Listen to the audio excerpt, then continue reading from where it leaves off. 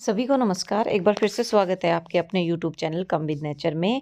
आज हम बात करेंगे सब्जियों वाले प्लांट के बारे में। भी लोग सब्जी लगाना पसंद करते हैं, उन्होंने टमाटर और मिर्च के पौधे तो ज़रूर लगा रखे होंगे क्योंकि इनके बिना तो काम ही नहीं चलता है। तो इस वीडियो के थ्रू मैं सिर्फ टमाटर और मिर्च प्लांट से आपको बता देती हूँ, लेकिन ऐसा नहीं है कि ये इन्फॉर्मेशन सिर्फ इन्हीं दो पौधों की बारे में है, ऐसा नहीं है। आप किसी भी सब्जी का जो पौधा, सब्जियों के जो पौधे होते हैं उनके ऊपर ये चीज़ अप्लाई होती है जो मैं इन्फॉर्मेशन आपके साथ शेयर करने वाली हूँ। तो वीडियो को कंप्लीट देखना और अच्छा लगे तो लाइक और शेयर भी कर दिया करो और सब्सक्राइब करना तो बिल्कुल भी ना भूलें। तो देखिए, टमाटर पे या मिर्च पे या और सब्जियों पे इस तरह की सुकर्स बनते हैं। सुकर्स क्या होती हैं? जैसे प्लांट्स के जैसे जो ऊपर का मिट्टी का जो ऊपर का सरफेस है, वहाँ जड़ों से थोड़ा-सा ऊपर की तरफ प्लांट पे छोटी-छोटी ब्रांचें निकल आती हैं। फिर वो धीरे-धीरे बड़ी होने लग जाती हैं। तो जो बिल्कुल इसके जड़ के थोड़ा-सा ऊपर से स्टार्ट होती है ना, जैसे ये है यहाँ पे, इन सकर्स, ये इनको सकर्स बोलते हैं। इन पे फूल तो आ जाएंगे लेकिन फ्रूटिंग नहीं होगी, तो इन्हें कट करना बहुत ज़रूरी है। जैसे मैंने ये कट कर रखी है, मैंने ये अभी कट करी हैं। और ये नीचे की जैसे जड़ों वाला एरिया होता है ना, यहाँ से जैसे कोई पुरानी टहनी है या पुराना पत्ता है, अगर उस पे फ्रूट नहीं आ रहे तो उसे कट ज़रूर करें। अब लगभग इतना सा एरिया जो होता है उसको कट करने के बाद जो ऊपर जो फ्रूटिंग हो रही है, अब प्लांट की जो एनर्जी है ना, वो ऊपर जो भी फ्रूटिंग या फ्लोरिंग हो रही है उस पे लगेगी।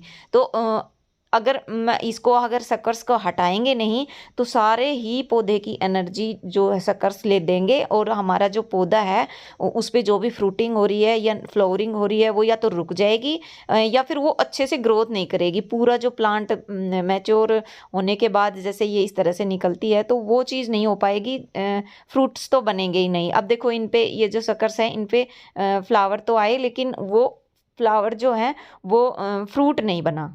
सेम इसी तरह से मिर्च के पौधे पे भी है। तो देखो, नीचे से मैंने बिल्कुल मिर्च का पौधा भी बिल्कुल नीचे से कट कर रखा है, तो जो भी सकर्स निकलती है उन्हें हटा देना है। सबसे मेन चीज़ तो सब्जियों के पौधों पे ये है।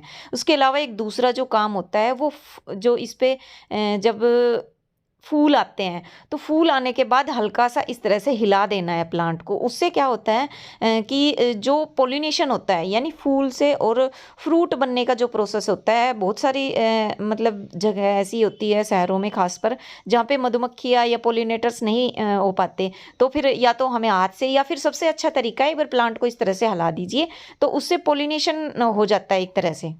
तो ये सबसे मतलब बेसिक सी चीज़ है, ये आप हर सब्जी के प्लांट के ऊपर अप्लाई कर सकते हो। जहाँ पे भी फूल आ रहे हैं वहाँ हल्की सी टहनी को हिला दीजिए ताकि जो फूल के अंदर पोलिनेशन की प्रक्रिया है वो शुरू हो जाए। सबसे मेन चीज़ तो यही थी, फूल से और फ्रूट बनने में। अब बातें प्लांट की गुड़ाई और उसके मिट्टी के बारे में, मतलब बात करना है हमें कैसे क्या खाद देना है। तो देखो, हमेशा तो नहीं, लेकिन मिर्च और टमाटर या फिर और सब्जियों में महीने में एक बार तो आप इनकी गुड़ाई ज़रूर कीजिए। और गुड़ाई करने के बाद अच्छा रहेगा अगर खाद दे देंगे तो, क्योंकि सब्जियों में मतलब फ्रूट से और जब फल बनता है तो उन्हें ज़्यादा एनर्जी चाहिए होती है, तो उस टाइम थोड़ी खाद भी हमें अच्छी देनी होती है। तो इस तरह से जैसे साइडों में से आप अच्छी तरह से गुड़ाई करके और एक जैसे गुड़ाई करी उस दिन आप इसको सूखने दीजिए, मतलब उसी दिन आपने खाद नहीं देनी है, हल्की गुड़ाई कर दीजिए। उसके बाद क्योंकि मिट्टी में ना बहुत सारे कुछ मतलब ऐसे बैक्टीरिया टाइप के भी कोई जीवाणु पैदा हो जाते हैं, तो अच्छे से धूप लग लीजिए। प्लांट को फुल सनलाइट में रखिए। कोई भी सब्जी का पौधा हो उसे फुल सनलाइट में रखोगे तो ज़्यादा अच्छा ग्रो करेगा। और मिट्टी पे को भी अच्छी धूप लगनी चाहिए। कई लोग क्या करते हैं कि जैसे जो पोट का एरिया है ना, ये मतलब ऊपर सरफेस ऊपर का जो एरिया है वो क्या होता है कि किसी दूसरे प्लांट से या फिर ऐसे भरा होता है कि जो ये मिट्टी होती है इस पे धूप नहीं लगती, तो इस पे धूप लगनी बहुत ज़रूरी होती है। फिर चाहे गर्मी में मतलब सब्जियों, कोई भी गर्मी की सब्जियों वाला पौधा हो या सर्दी की सब्जियों वाला हो। इसके अलावा आपने फिर नेक्स्ट डे यानी जिस दिन गुड़ाई की है उससे अगले दिन आपने पौधे में खाद डालनी है।